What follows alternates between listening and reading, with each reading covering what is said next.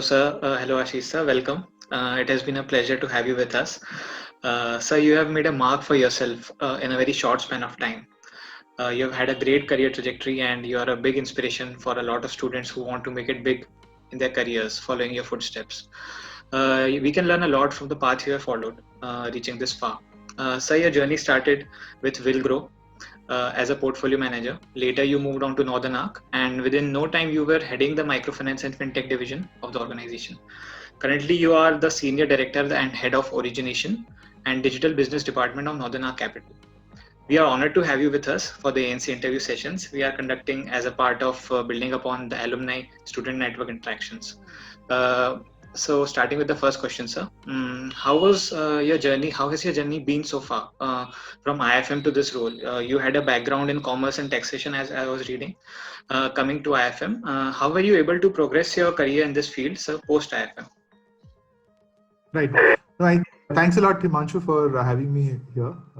It's always pleasure to go back to IFM students and talk about my life at IFM and post that. So my career has been, I think, very aligned to what I did in IFM. My first job was with Willgrow, which was a startup incubator focusing on social businesses. And a lot of what I did there was from the learnings of my course in IFM, my field visits, my interactions with my peer group, and my seniors in the industry. The nuances of studying in a sectoral B school kind of gave me a competitive advantage vis-a-vis what other general management program students had or professionals had.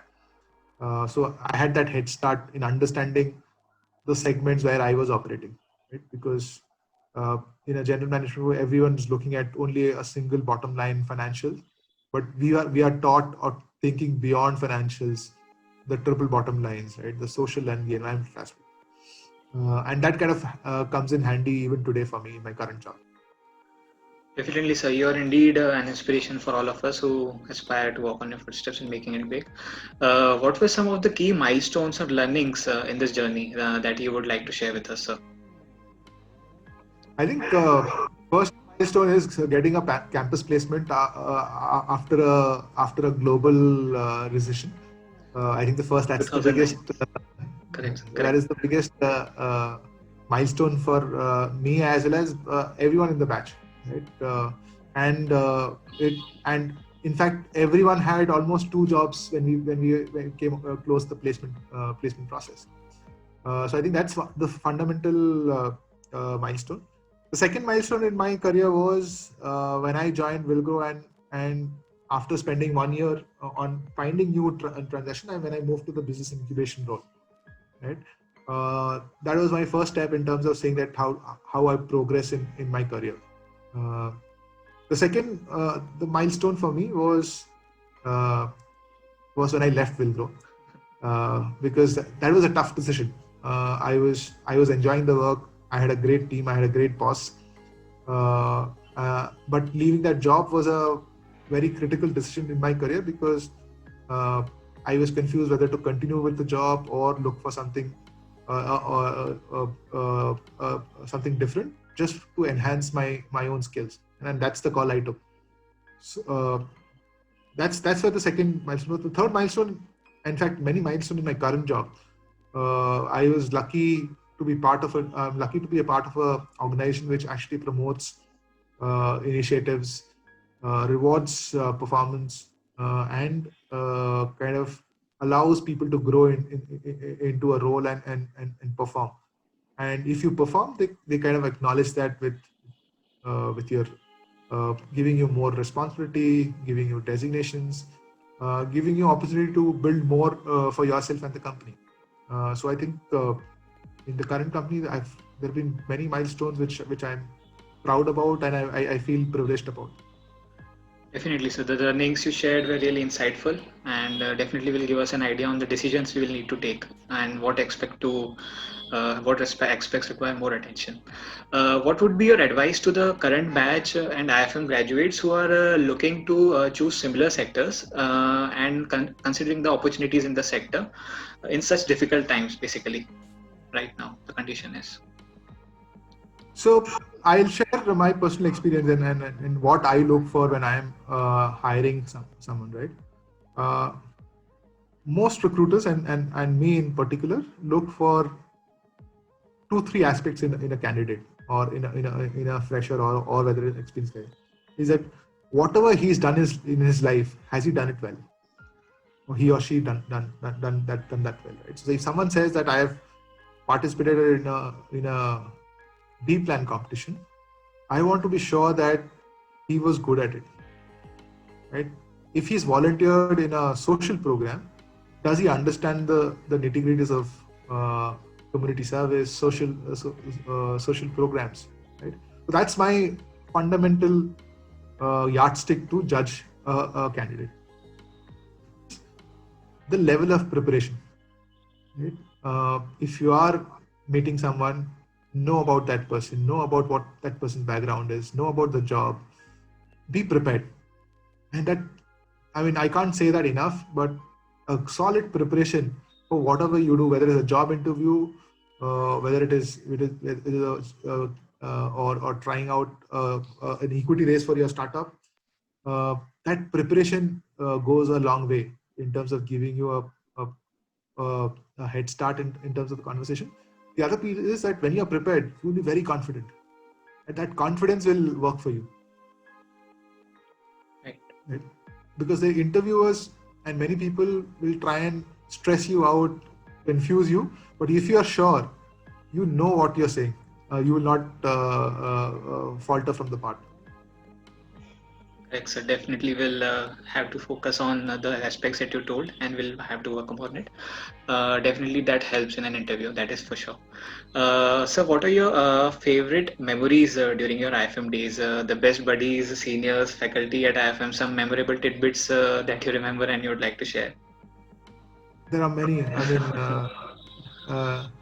I think starting from day one, I remember, and I shared the photograph of our orientation program in the previous session. I think starting from there, my roommate, my batchmates, it's like friends for life, right? So every moment we spend together, I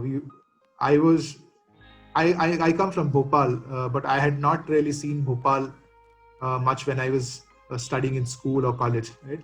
I actually saw more of Bhopal in my 2 years of hostel life. So we went out. We went out on drives. We went out, explored the city with friends. I think that's one memorable thing. All the festivals were memorable in the hostel. Right? It was brilliant when seniors, juniors, professors, everyone came together and celebrated festivals together. And like I was sharing in the previous session, that we were a batch of hustlers, a very ambitious bunch, very probably over enthused at that time, people might say, but we were doing something or the other throughout the day and throughout the night. So I remember when I joined IFM, we used to sleep only for 4 hours. Assignments, group assignments, huddles, volleyball matches, badminton matches, all through the day and night. Right? Classes, projects, presentations. Then we had the newsletters. My roommate was the editor of the newsletter which we used to release, and my job was to design and page set it. And we used to spend the whole night, because once we set a date, my editor wouldn't even let me sleep without completing the job. Right? And that experience helps me today, even in my current job. Right? I don't sleep unless I finish my work. And so we used to have a page called Spicy News, which was basically the gossip section or the happenings of the campus among the batches. And the alumni also was very keen to see the next edition of Sankalp, because they felt connected with the students and the batch, and relive those days. So I think those were some of the good memories. I think there are thousands. I can keep going on and on. That will definitely ring a bell for a lot of IFMites. Even being from Bhopal, I also connect with you because I have been exploring the city even more now than before. So that are wonderful memories. Thanks for sharing, sir. And in a hindsight, what was the biggest contribution in terms of course or or faculty members or library or alumni or takeaway from IFM that you think played a critical role in shaping you as an individual or a professional that you are right now?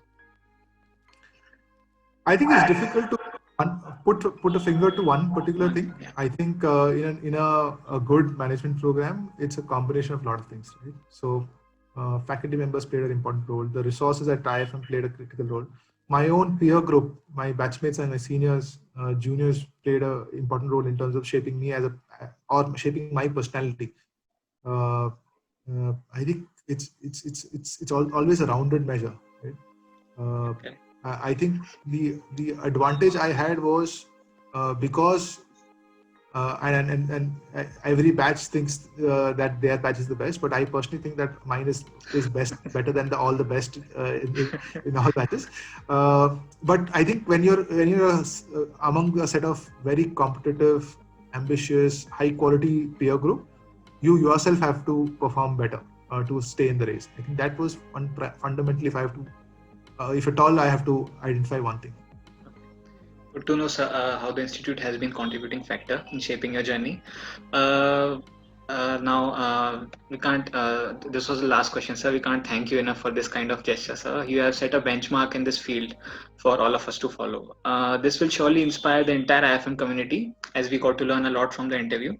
With a background in finance, I was delighted to get an opportunity of interviewing you and getting to know the immense opportunities in this sector as well. The heights one can reach if they follow the right path, taking inspiration from your journey. You have been a great source of inspiration for all of us. We would like to continue this relationship and will build upon the alumni student bond moving forward. Thank you so much, sir. It has been a pleasure interviewing you. Thank you so much.